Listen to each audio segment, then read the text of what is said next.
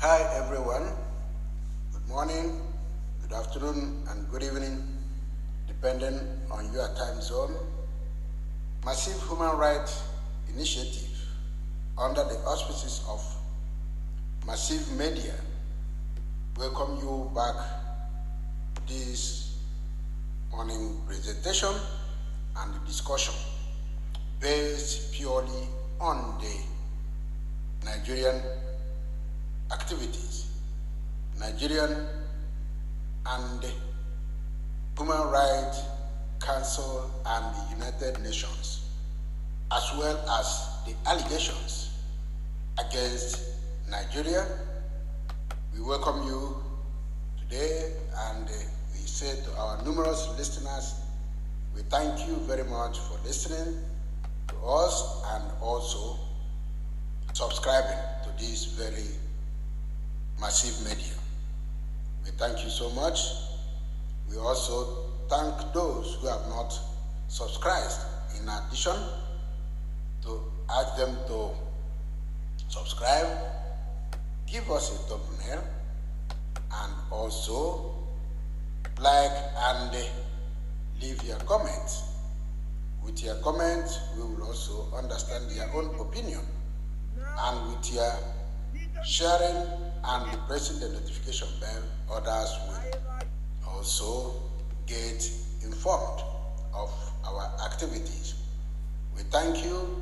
Massive Media, as you know, is a human rights organization that works with other international human rights groups to bring to us the awareness of what is happening both legally and socially between individuals and the United Nations, and also to promote the right of individuals and a group of persons or organizations also, and make them aware of their rights, especially when the government or the leadership of any government, irrespective of whichever country, tampers with the rights of individuals.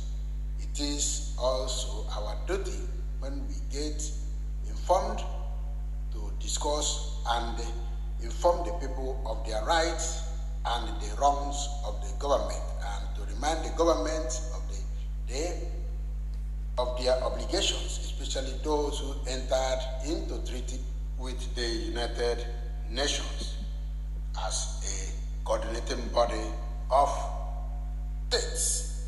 Thank you very much. Today we are going back again to finish our discussion on the issue of Nigerian government with the United Nations on the violation of human rights, crimes against humanity, crimes against the people of Nigeria, then the war crimes and the torture, as well as kidnapping and the sexual violence against women and the children in Nigerian state, especially as connected, one, with the Boko Haram that started in 2009, also the FULANI bandits that began activities of abduction, kidnapping,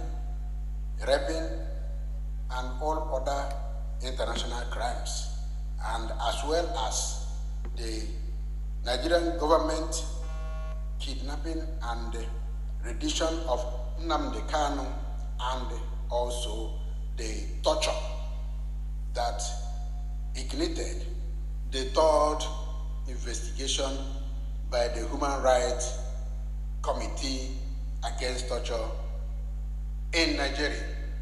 Then we also will remind ourselves of the NSAS protest allegations and the torture and the murder and the inhuman treatment and violation of human rights of the Nigerian youth that brought also a problem to Nigerian government, as the International Human Rights Council also waded in to investigate the allegations against Nigerian security forces and the inability of Nigerian government to protect the youth.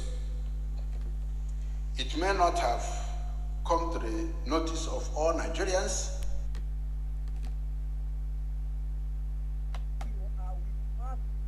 I mean, real Muslims who are following Salaf footsteps, or you are with Obama, Holland, George Bush, Clinton. I forgot not Abraham Lincoln. Von Timon and his faithful general, and any unbeliever, this is okay. This war is against Christian. I mean, Christian general. Every region now has the decision to make. Either you are with us, I mean real Muslims who are following Salaf footsteps, or you are with the Obama, from Holland, George Bush, Clinton. I forgot not Abraham Lincoln. Von Timon and his faithful general, and any unbeliever, this is okay.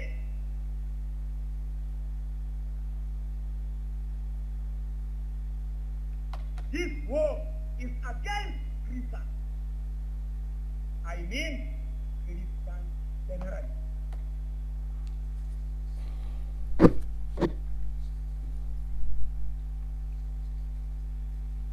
That on December 9th, 2015, the United Nations General Assembly was formally informed by the annual report of the United Nations High Commissioner for Human Rights and the report of the Office of the High Commissioner and the Secretary General about the violations and abuses committed by Boko Haram and the impact on human rights in the countries affected. Massive Human Rights and Freedom Initiative has the duty to bring to Nigerian public the submitted report of the Human Rights Council pursuant to Council Resolution S21/1, in which the Council requested the Office of the United Nations High Commissioner for Human Rights to collect information from affected states in Nigeria during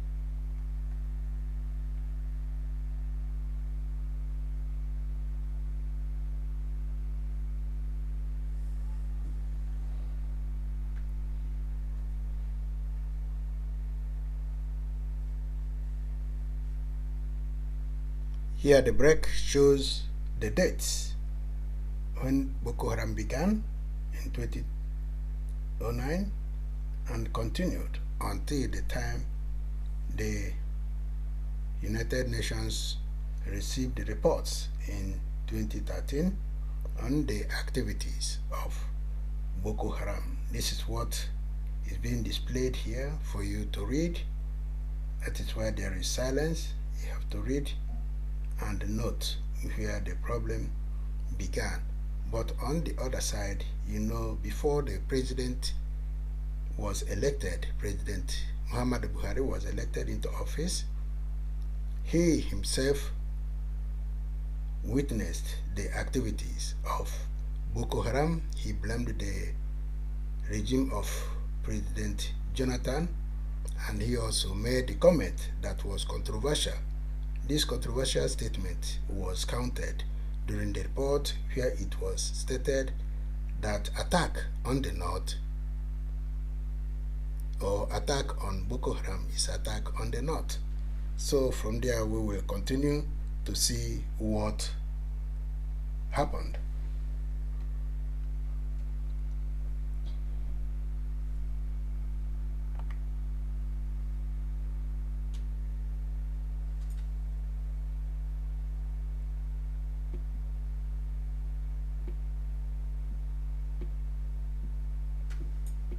Political considerations, there are difficulties. I mean, Buhari said that in the newspaper. General Buhari said that any attack on Boko Haram is an attack on the north. So what do you do as a government? So you want to attack Boko Haram, at the same time, a leader, a respected person in society, somebody who carries, I mean, the last vote, the last election, over 12 million people voted for him from the north. A man like that, you cannot ignore him. Now he says that if you continue to attack Boko Haram, you are attacking the north. You must be careful. This is the same man. You must be careful. Just a moment.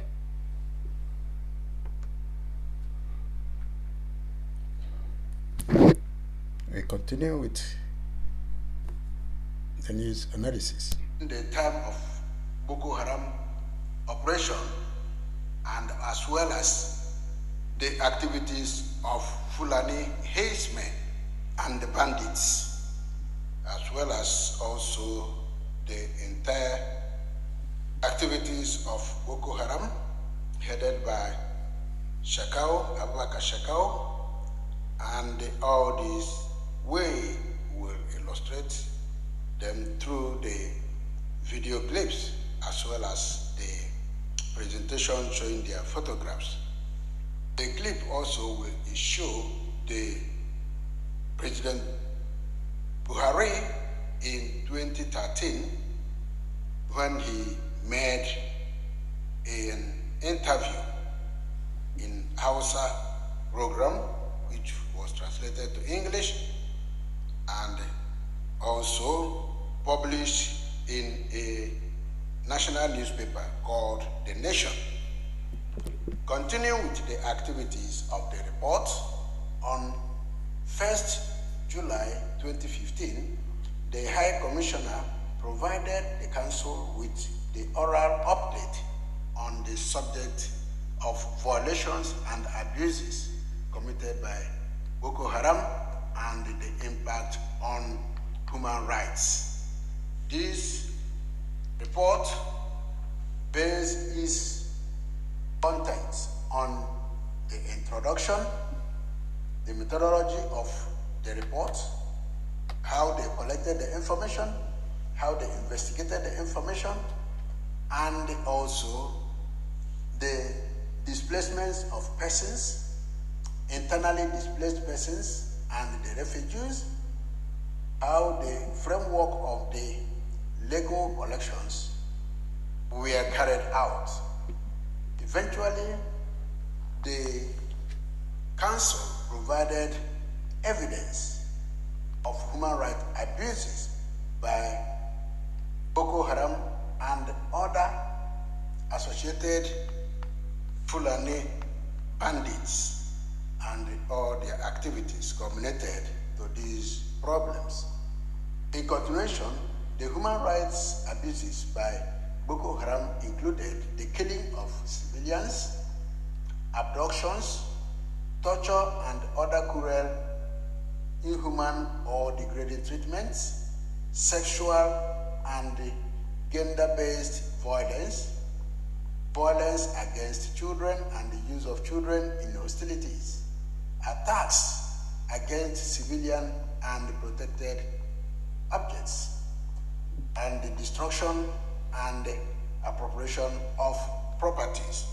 These are the crimes established by the first report of the Commissioner.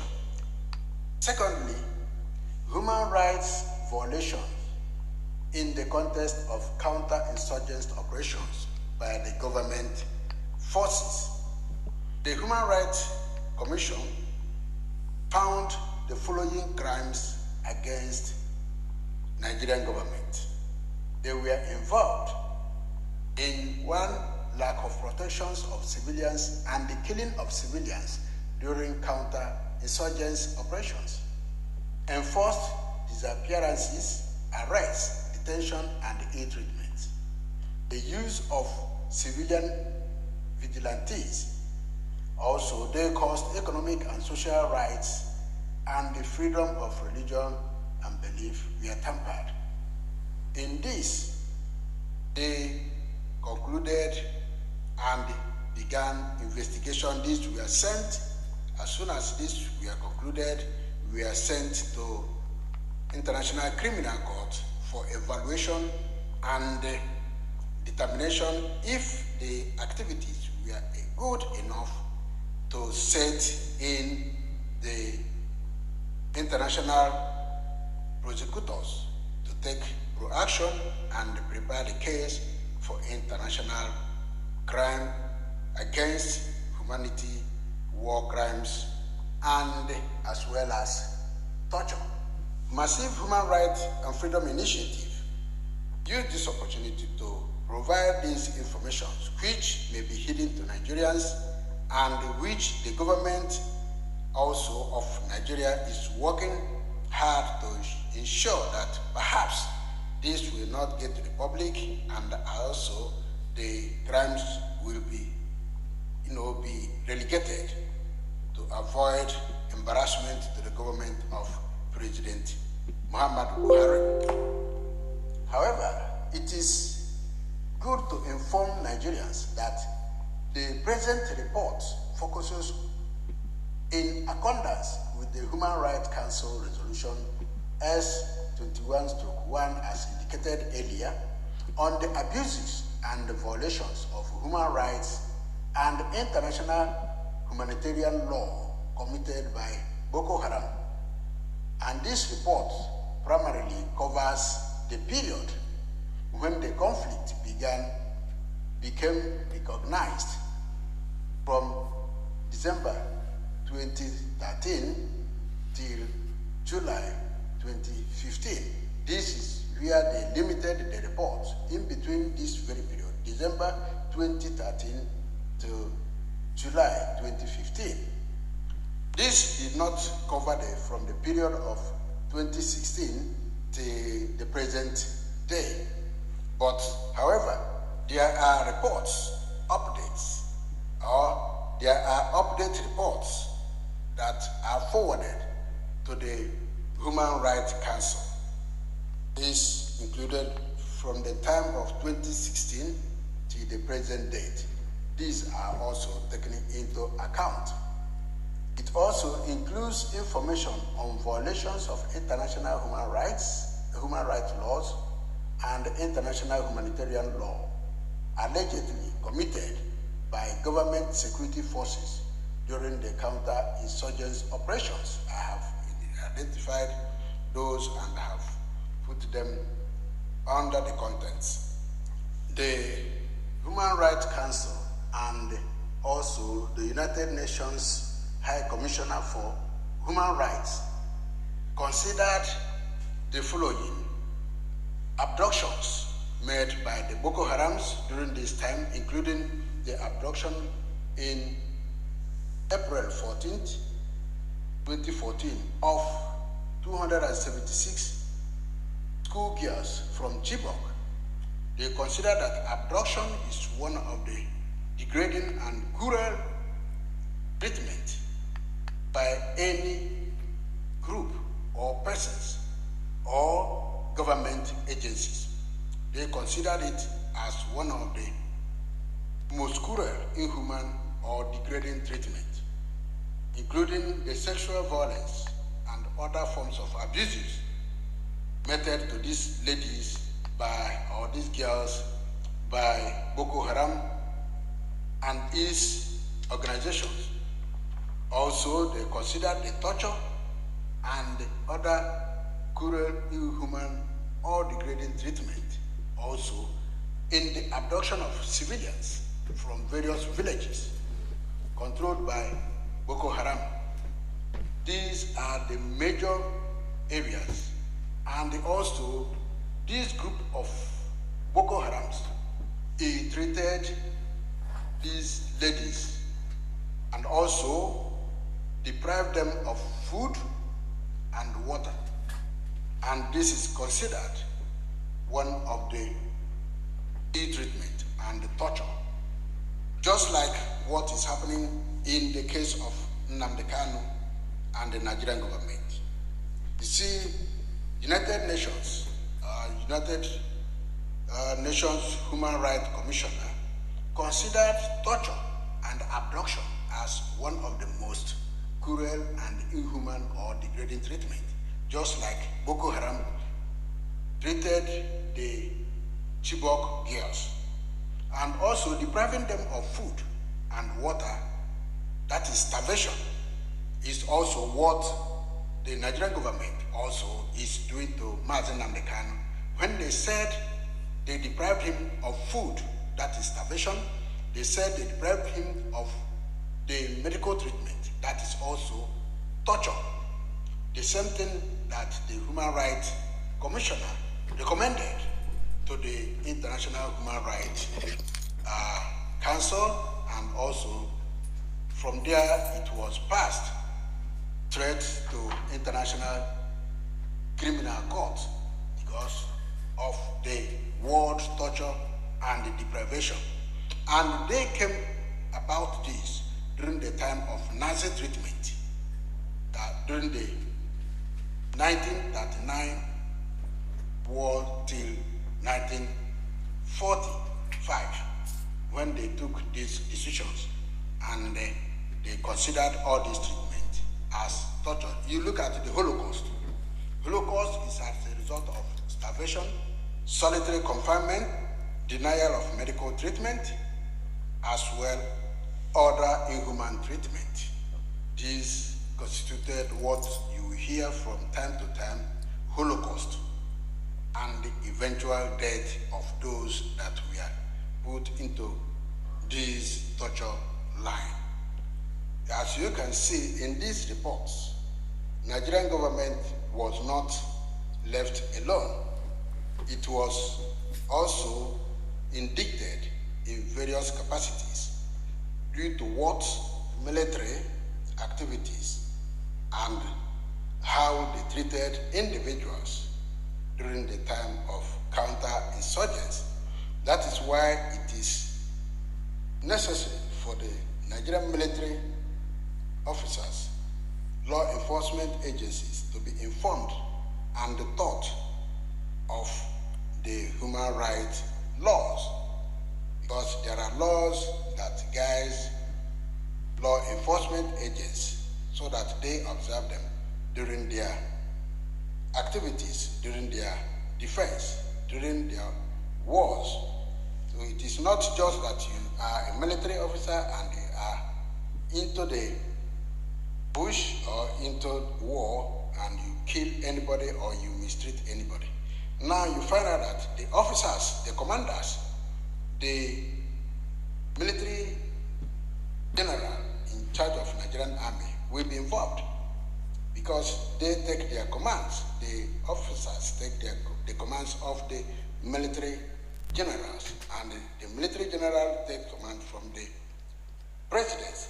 So these are the lines of attributions we talked about. During this very period, we have to discuss also the issue of instructions given to Nigerian government by the Human Rights Council and also the prosecutor of International Criminal Court that investigated these atrocities committed by both Boko Harams, the Fulani bandits, and the Nigerian military or security forces. They instructed the government, one, to investigate this group of people and bring them to justice. Bringing them to justice means they establish equivalent of international court tribunal to try this group of offenders.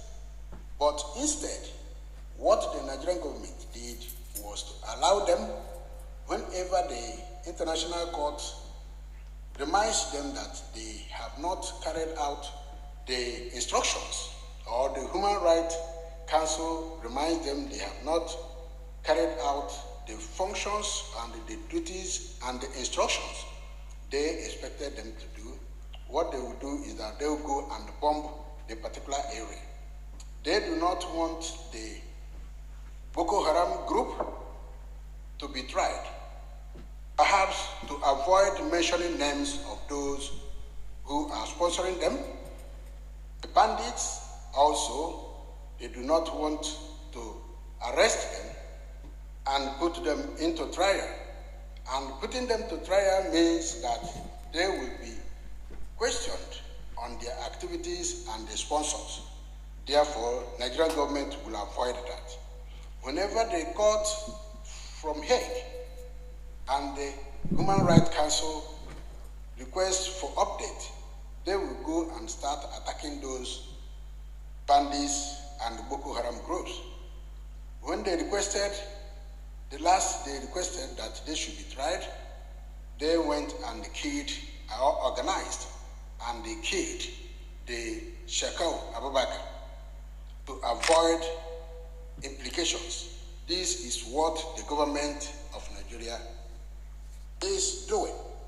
Now, the case has gone to the level that the former International Criminal Court prosecutor, Fantua Bensouda, who carried out the investigations and presented the report, retired. Then the new prosecutor, Karim Khan, who is now the new ICC prosecutor, took over from the report of Fantua Bensouda.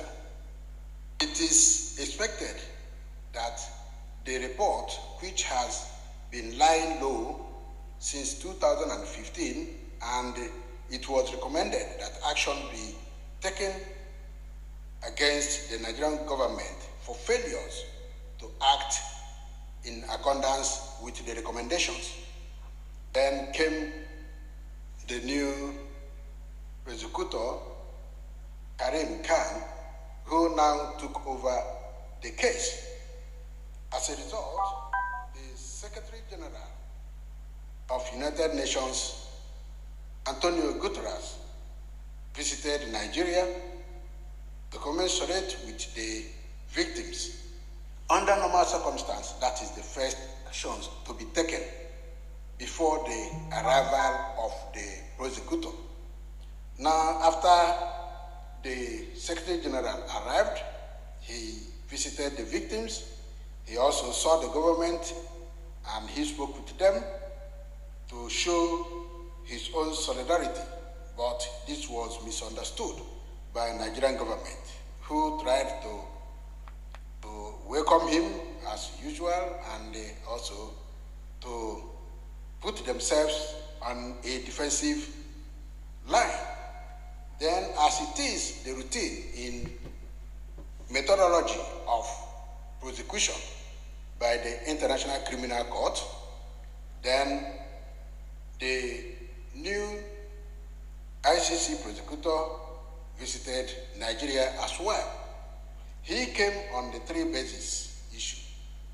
One, the issue of Boko Haram, which was discussed openly their activities and the violations of Nigerian security forces, then the issue of the NSAS problems created by Nigerian security forces and the government of Nigeria, which was discussed mainly with the Vice President, Yemi Osibanjo, during the visit of the ICC prosecutor Khan visited Nigeria. Again, lastly, is the issue of Nnamdi Kanu torture machine. Although this is being handled directly by the United Nations Human Rights Council under the auspices of the Committee Against Torture. This is the three major problems facing Nigeria, and they think it is something they will overcome through the good entertainment of the august visitors, and they also use the usual method of entertaining and keeping away issues. This is beyond them. They cannot influence any of these groups. Otherwise, complaints will go against the people concerned.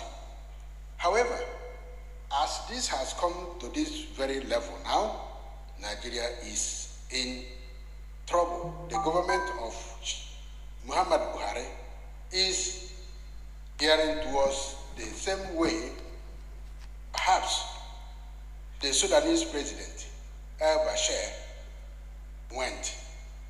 You may try to dodge everything. You may try to get yourself out by giving sweet and palatable entertainment during arrival of any of these international organizational groups, but they do not compromise to the level of allowing the integrity of United Nations and the International Criminal Court to be jeopardized by the actions of the members of the government. Failures to try the Boko Haram groups headed by Shekau Abubakar, whether dead or alive. Also, the FULANI bandits headed by Bello Bauchi, and settling the issues, identifying the officers who committed crimes against the Nigerian youth during the End SARS protest, as well as also releasing Nnamdi Kanu as requested and ordered by the United Nations, as well as the Human Rights Council. Nigerians, and especially Muhammad Buhari, being an autocratic and a dictator, he does not understand the word order and compromise. This is what the Sudanese president did. Both dictators do not listen to any other authority until they are rounded up and tried and put into a solitary condition, as they usually put others. These lectures came about to enlighten Nigerians that things are not being left just open. The government is suffering its own internally, but they want to use facilitation and the good handback system of Nigeria to evade failures and crimes against humanity and the violations of human rights. That is what it is. Now it is open. All Nigerians should know what is going on. The government of Muhammad Buhari has been indicted due to the failures to try members of Boko Haram, failures to try members of Fulani bandits, failures to try those in Nigerian security forces who committed crimes. They have also had their committees. They have profiled and formed the international court, that they have set up military committees, authorities to look into the activities of those extrajudicial executions carried out by the Nigerian military forces. They are trying to attribute it to the Boko Harams, that it was the Boko Harams in Nigerian uniforms that are killing people. And this is going around all over the country. In southeastern states, the military are killing people, but will they attribute it to Boko Haram members wearing military uniforms? These are the problems. There are a lot of problems that are going on. They also informed the court that they provided a presidential initiative for the Northeast, of which they are supporting the reconstruction, recovery, and economic development in the Northeast. And it is those living in the Northeast, those refugees and displaced persons, that will say how much the reconstruction has helped them. Well, they try to inform the international community a lot of work they are doing, that they are providing for them, and making sure that those who involved in the criminality are brought to justice. But however, in March 2014, Office of the Attorney General of the Federation created a specialized section to handle terrorism-related cases, to expedite handling of prosecutions. However, this has not been known to many Nigerians. Despite all this, the Office of Human Rights Commission has indicated that the prosecutions have not been commensurate with the large number of detained Boko Haram suspects. So there are a lot of problems, and taking over the government by the office of the new president, Buhari, there has been not enough that has been carried out to complement what the Office of Human Rights Commission indicated, that the Nigerian government is not expediting the actions to try the members of Boko Haram. The government of President Buhari has done nothing to ensure that these members of Boko Haram, as well as the bandits and other newly created terrorists in Nigeria, is being tried.